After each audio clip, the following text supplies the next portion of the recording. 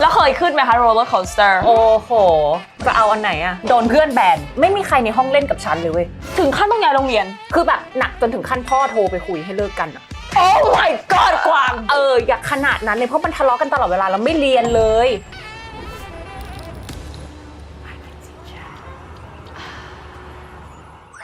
Hello and welcome to I Can Teach ยินดีต้อนรับกวางในที่สุดก็ได้มาออกสักที ในที่สุดได้มาออกสักทีซึ่งฉันก็ไม่คิดว่าชีวิตนี้กวางนะคะจะมาออกรายการของติช่า แล้วอยู่บนเตียง และอยู่บนเตียงด้วยกัน ซึ่งมีเรื่องหนึ่งที่อยากเข้าก่อนเพื่อนเลยด้วยความที่คนส่วนมากจะเซอร์ไพรส์ตื่นเต้นเขาชอบคิดว่าคนในรายการด้วยกันจะเกลียดกันมาวันนี้ขอมาเคลียร์ใจตรงนี้ให้คนได้ยินไหมว่ามันเป็นยังไงคือคนชอบไปทำให้เรารู้สึกว่าเราเป็นศัตรูกันแต่จริงๆคือกวางกับชาไม่มีอะไรเลยเนาะทำงานด้วยกันแล้วทุกอย่างชิลแฮปปี้ถ่ายละครก็ถ่ายมาแล้วผ่านทุกผ่านร้อนผ่านหนาวกันหมดแล้วตอนนี้ก็คือเอาเป็นว่าแฮปปี้ดีปัจจุบันตอนนี้ความรักเป็นยังไงบ้างคะความรักหรอก็แฮปปี้ดีมีความสุขแล้วก็รู้สึกว่าเป็นสเตจของการที่แบบว่าทำอะไรเพื่อความมั่นคงในชีวิตแหละชีวิตวัยนี้มันไม่ได้อยากขึ้นโรลเลอร์โคสเตอร์แล้วเหนื่อยแล้วเคยขึ้นไหมคะ roller coaster โอ้โหจะเอาอันไหนอะนั่นแหละดิฉันเคยคุยกับกวางเรื่องนี้เลยคือพอเราพูดเรื่องเดทติ้งของเรื่องผู้ชายใช่ไหมมันมากอยากให้กวางลองไดเซกมาตั้งแต่ช่วง16เราชอบผู้ชายไทป์ไหนมาถึงทุกวันนี้มันมีความเปลี่ยนแปลงในไทป์ยังไงบ้างในการดูว่าคนนี้คือคนที่เราชอบหรือคนที่เราอยากจะมี something ด้วยก็จะเป็นฟีลแบบ puppy love คนนั้นเขาเป็นเดือนโรงเรียนมาจีบเราอะไรอย่างนี้เหมือนไส้เดือนเลยเนาะไม่ใช่มันไม่เข้าใจใช่ปะมีดาวโรงเรียนอะไรนะดาวโรงเรียนเป็นผู้ชายแต่ดาวเขาคือผู้หญิงเดือนคือผู้ชายใช่ oh my god แต่ตอนนั้นคือเป็นความทรงจำที่ไม่ดีเลยเพราะว่าโดนเพื่อนแบนไม่มีใครในห้องเล่นกับฉันเลยเว้ยอย่างฉันก็เลยไปเล่นกับเพื่อนอีกคนนึงที่เป็นเชียร์ลีดเดอร์โดนแบนเพราะว่าแรดเหมือนกันคืออันนี้คือเหมือนกับดูซีรีส์ตอนเด็กๆแล้วคนที่ได้ใช้ชีวิตเป็นผู้หญิงคนนั้นอะที่ได้เดทแบบคนที่ป๊อปปูล่าที่สุดในโรงเรียนอะเหมือนมีนสเกิลอะเขาพูดอะไรบ้างยกตัวอย่างไหมว่าตอนที่เขาให้เหตุผลว่าทำไมถึงเกลียดเธอหรือทำไมไม่ชอบทำไมแบนเธอคือการแบนคนคนหนึ่งมันแบบมันยิ่งใหญ่นะตอนนั้นมันก็จะมีตั้งกระทู้ทำลายการดาราท่านหนึ่งอะตอนนี้มันคือกระทู้เด็กดีกวางเด็กกับคนนี้มันแรดอย่างงู้นอย่างนั้นอย่างนี้ฉันก็เข้าไปอ่านแบบมันก็ไม่เห็นมีใครมาเม้นมาอะไรแต่เหมือนมันตั้งกระทู้ไว้ให้แบบให้ฉันเห็นนะแล้วฉันก็ย้ายโรงเรียนแล้วก็เลิกกับผู้ชายคนนั้นไป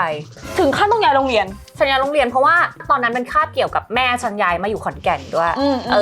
แล้วมันพอดีม.3 ขึ้นม.4พอดีฉันก็เลยย้ายโรงเรียนไปเลยจบอันนั้นคือตอน first puppy love ก็แซ่บขนาดนี้ต่อมาล่ะพอโตขึ้นมา18อะไรอย่างเงี้ยอยู่แบบเริ่มโกเอาบ้างหรือยังแรดเหมือนเดิมย้ายโรงเรียนมาใช่ปะผู้ชายคนนี้ก็แบบเป็นหนุ่มแบบเขาเรียก English โปรแกรมเป็นแบบเหมือนอินเตอร์ในโรงเรียนอีกแล้วต้องโปรไฟล์ดีนะคะอยู่ในระดับโรงเรียนแล้วต้องโปรไฟล์ดีแล้วคนนี้เรื่องของเรื่องคือผู้ชายคนนี้มันคุยกับเพื่อนเรามาก่อนแต่ว่าไม่คลิกกันก็คุยกันแล้วก็เลยกลายเป็นเพื่อนกันแล้วเขามาจีบเราต่อเราก็เลยลองคุยดูสรุปปั๊บคบยาวเลย4 ปีแต่ก็คือทะเลาะกันตลอดเวลาเพราะผู้ชายขี้หึงมากเรื่องอะไรเกิดขึ้นทะเลาะกันยกตัวอย่างมาสิว่าอะไรที่ทำให้เขาหึงได้คืออย่างเช่นแบบว่าระหว่างคาบเรียนอะไรอย่างเงี้ยก็จะมารับที่ห้องแล้วก็ไปส่งที่ห้องเรียนอีกที่นึงห้ามไปก่อนต้องรอไปพร้อมเขาทั้งที่ตึกเขาอยู่คนละโยชน์คนละฝั่งของโรงเรียนนี้เลยเรารู้สึกว่าสิ่งที่เขาทำเพราะเขารักเราอันนี้แหละมันคือความรักมันคือความรักทั้งหมดคือเขาทำเพราะรักเราเพราะฉะนั้นเราอยู่ตรงนี้เพราะว่าเขารักเราจริงๆคือแบบหนักจนถึงขั้นพ่อโทรไปคุยให้เลิกกันอะOh my god กวางอย่าขนาดนั้นเลยเพราะมันทะเลาะกันตลอดเวลาเราไม่เรียนเลยกวางแบบว่าได้เลิกกันจริงเพราะว่าพ่อโทรไปหรือก็ยังคบกันอยู่ก็นั่นแหละขึ้นมหาลัยเราเลิกไงเพราะว่ามีแฟนใหม่อีกคนนึงพอช่วงไปแบบมหาลัยแล้วแล้วก็เริ่มเจอคนแบบมหาลัยอย่างเงี้ยการไปเดทหรือก่อนจะมีแฟน next one อย่างเงี้ยอะไรสำคัญในเดท first impression เราต้องมี first impression ที่ดีมันคือการวางตัวเว้ยเราต้องวางตัวยังไงให้ผู้ชายแบบอยากได้เรามากๆแบบที่เราไม่ต้องพยายามอะไรเลยหรือว่าเราไปเดทกับคนนึงไปไหนอะไปเดทที่ไหนก่อนสมมติร้านอาหารร้านนึงเราต้องเช็คลิสต์เราก่อนว่าเราเป็นยังไงวันนั้นเราสวยไหมผมดีหรือเปล่าหน้าดีหรือเปล่ากลิ่นปากเราเป็นยังไงร้านอาหารร้านอาหารแบบไหนมันใช่จริงๆอะอันนี้คือถูกต้องนั่นคือสิ่งที่กวางเขาคิดอะ แล้วมีเดทอะไรที่ไม่ประทับใจไหมเช่นเหมือนกับว่าพออยู่ใกล้กันอย่างเงี้ยพอเขาคุยมาอะไรเงี้ยถ้าแบบที่ไม่ชอบที่สุดเลยนะไม่ชอบผู้ชายตัวเหม็นกลิ่นปากเหม็นแบบกลิ่นเหงื่อแบบเอาพูดตรงๆหมดอารมณ์คุยต่อคือจะบอกเลยเรื่องปากเหม็นเนี่ยเป็นเรื่องที่ไม่ควรเป็นเฉพาะเดทแรกหรือ first impression เลยเพราะว่าเราจะไม่อยากคุยต่อเราจะไม่อยากแบบว่า kiss คนนี้อย่างที่บอกนะใช่ต้องจูบเหรอวะตัวนี้นะคะแนะนำนะคะเป็น Listerine Cool Mint Zero นะอันนี้ให้ความซ่าความคูลบ้วนปากแล้วเราจะรู้สึกถึงปากหอมเลยรู้สึกแบบว่าคูลแล้วมันให้ความไม่แสบปากนะคือคนหลายคนชอบเข้าใจผิดคิดว่าถ้าเกิดเราบ้วนปากเนี่ยมันจะไม่ต้องแสบมันจะไม่ต้องเจ็บไม่ใช่เลยอันนี้คือให้ความคูลความ fresh นะคะส่วนตัวนี้คือ Listerine นะคะ Fresh Burst คือพูดแล้วมัน burst ออกมาถึงความ fresh เลยอะใครที่ต้องการความหอมหวานแบบ Spearmint นะฉันแนะนำตัวสีเขียวตัวนี้เลยนะคะคือ Fresh Burst นั่นเองค่ะแต่ถ้าเกิดอยู่ไปเดทสมมติอย่างที่อยู่บอกเหมือนกับเดทมาแล้วแต่เขาพาเราไปที่ไหนบางทีเขาพาเราไปกินก๋วยเตี๋ยวหรือเปล่าบางทีเขาพาเราไปกินส้มตำแบบอาหารอีสานหรือเปล่า you like it อย่างเงี้ยใช่นี่นะคะเป็น Listerine Pocket Mist นะคะตัวนี้คือพกพาง่ายมากสะดวกในการใช้แล้วอีกอย่างใช้ง่ายมากคือกด2 ครั้งแล้วเธอไม่ต้องบ้วนนะคือบางคนชอบจำไปว่าเฮ้ยถ้าเกิดเราใช้ตัวนี้เราต้องบ้วนออกกับน้ำหรืออะไรหรือเปล่าไม่เลยคือตัวนี้คือฉีดก็ทิ้งไว้เลยคือหอมเฟรชในปากของเธอไปเลยค่ะตัวนี้แล้วมี2รสนะคะตัวนี้นะคะเป็นคูมินทำมาจากเพปเปอร์มินต์ส่วนสเปรมินต์เนี่ยจะเป็นสีเขียวตัวนี้เลยนะคะเป็น Fresh Burst คือให้ความหอมหวานนี่เลือกได้เลยว่าชอบแบบไหนชอบรสชาติไหนพอตอน20แล้วมหาลัยแล้วแฟนใหม่มันเป็นยังไงคะตอนนี้เดทผู้ชายแบบไหนโหช่วง20กว่าเป็นช่วงที่แบบชีวิตหวือหวามากพอเราขึ้นมหาลัยแล้วเราแบบสวยไงรู้สึกสวยแต่งตัวเราก็เริ่มจีบผู้ชายก่อนเลยครั้งแรกในชีวิต ผู้หญิงสวยจีบผู้ชายมันเป็นยังไงคนนี้ก็คือเป็นเพื่อนที่แบบเหมือนเขาอยู่ชมรมบาสเราไปสมัครเข้าชมรมบาสมหาลัยเป็นผู้จัดการทีมบาส และเพราะว่าเราคิดว่าผู้จัดการทีมบาสไม่ได้มีอะไรมากก็แค่แบบเตรียมน้ำเตรียมผ้าให้เขาซับเหงื่อนู่นนั่นนี่แล้วก็จะได้ใกล้ชิดกับเขามากขึ้นอันนี้มันสุดยอดเลยไม่สงสัยเลยทำไมเป็นเจ้าแม่มาสเตอร์คาร์ดเหนื่อยชิบหายใช่ไหมเหนื่อยชิบหายซ้อมมาตั้งแต่ตี 5กูต้องตื่นตี 4 ครึ่งกูต้องไปเตรียมน้ำแล้ววันไหนที่กูไปสายเกิน10 นาทีเขาให้กูวิ่ง20 รอบกับสนามบาสกับผู้ชายที่เป็นนักบาสด้วยฉันอยู่ได้เทอมเดียวฉันออกเลยสุดท้ายก็เลยจบด้วยกันที่ว่าออกมาจากทีมบาสแล้วก็ได้คุยกับเขาหลังจากที่ออกมาจากทีมบาสสุดท้ายผู้ชายไม่เอากูกลับไปคบกับแฟนเก่าเอาจริงๆฉันมีความประทับใจแบบบอกไม่ถูกอะที่เรารู้จักกันมาเนี่ยวันนี้ได้ความประทับใจอีกเรื่องนึงไปเลยนะกับความทุ่มเทผู้ชายอย่างเงี้ยไม่ว่ากวางทำอะไรหลังจากนี้จะบอกเลยมันจะประสบความสำเร็จแน่นอนคือกวางจะต้องอะไรก็จะประสบความสำเร็จแน่นอนเพราะขนาดอย่างเงี้ยคือเขาเป็นคนที่ใช้ความทุ่มเทว้าวเป็นคนที่แบบพยายามเราต้องสุดเว้ยถ้าเกิดแบบพยายามเราไม่สุดครึ่งๆกลางๆอย่าทำดีกว่าต่อไปเป็นไงคะเดทขึ้นมาหน่อยเหมือนกับพอ20อัพไปแล้วจบมหาลัยก็คบกับแฟนอีกคนนึงที่เป็นนักดนตรีเจ้าชู้มา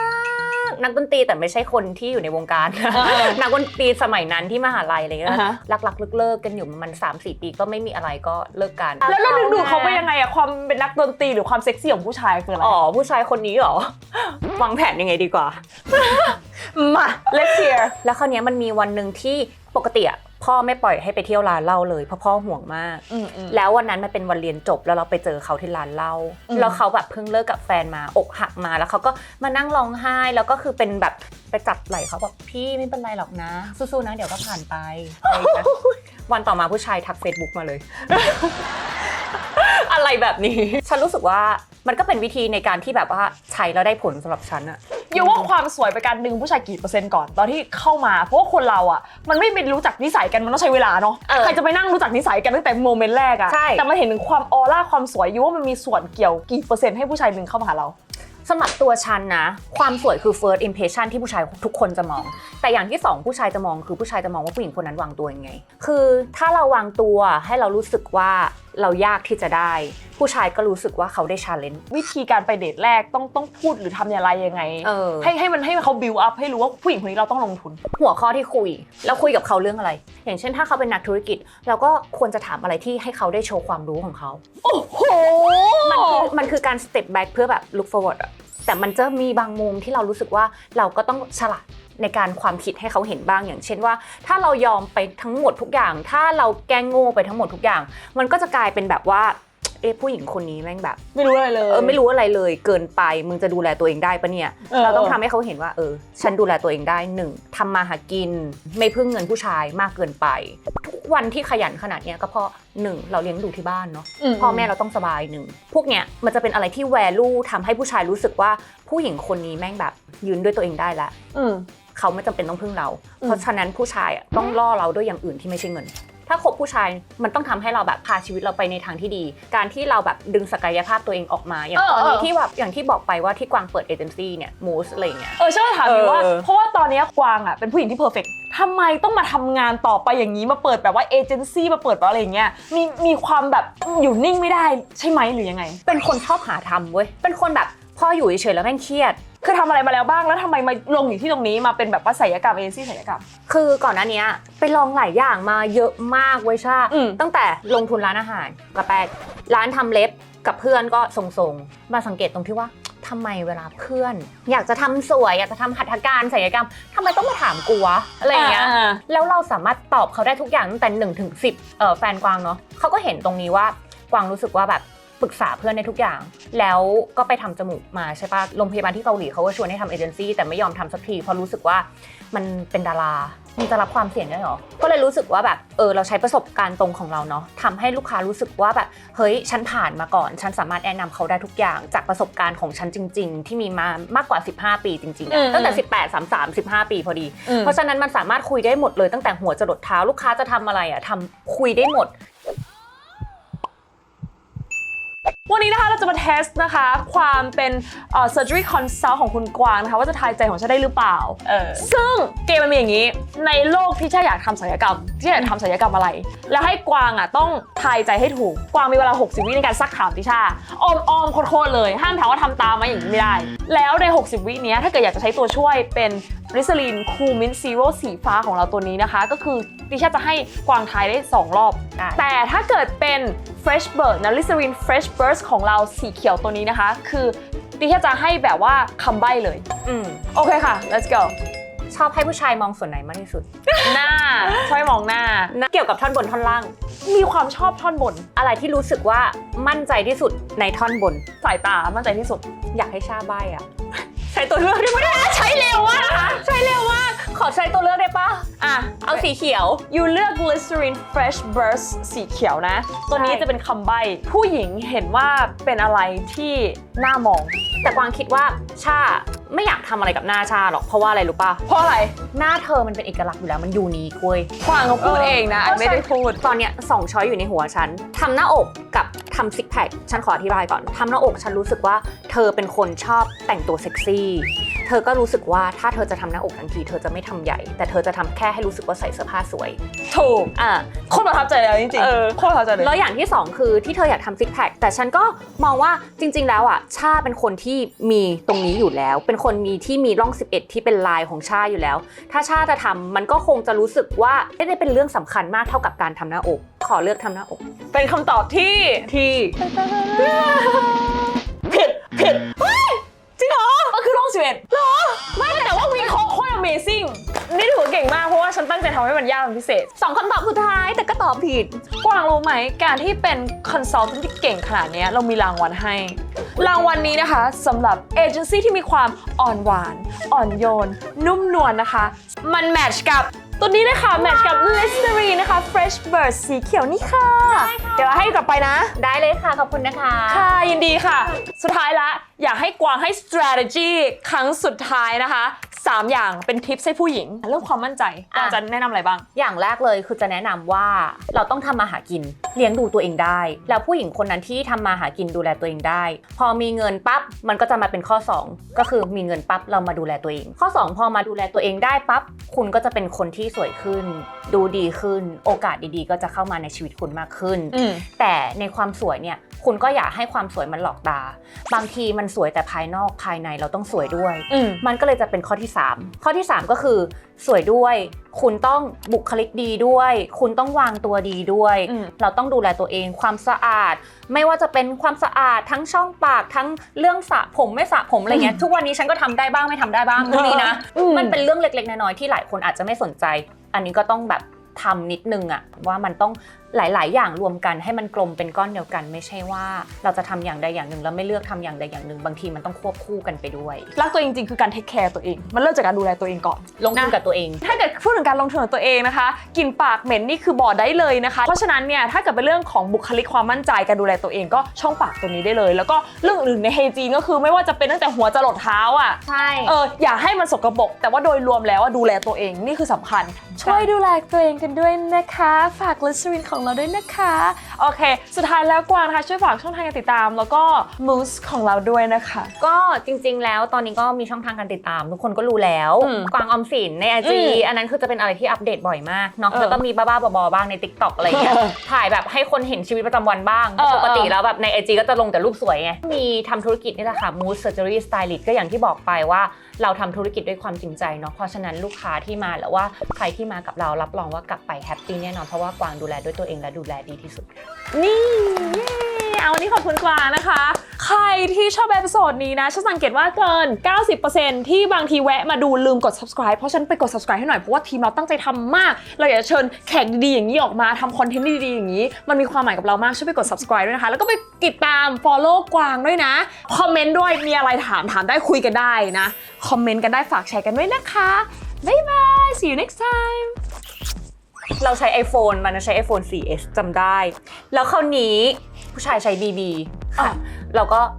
ขาย iPhone ทิ้งซื้อ BB เพื่อทักคุยกับผู้ชายกวาง แล้วฉันทำยังไงให้ฉันได้ BB มารู้ป่ะฉันไม่ได้มีตังค์ไม่ได้มีรายได้เนาะที่บ้านแม่ขายเครื่องสำอางเอาเครื่องสำอางไปขายให้เพื่อนที่โรงอาหารแล้วก็นั่งแต่งหน้าให้เพื่อนทุกวันเอาเงินเนี้ยไปซื้อ BB เพื่อคุยกับผู้ชาย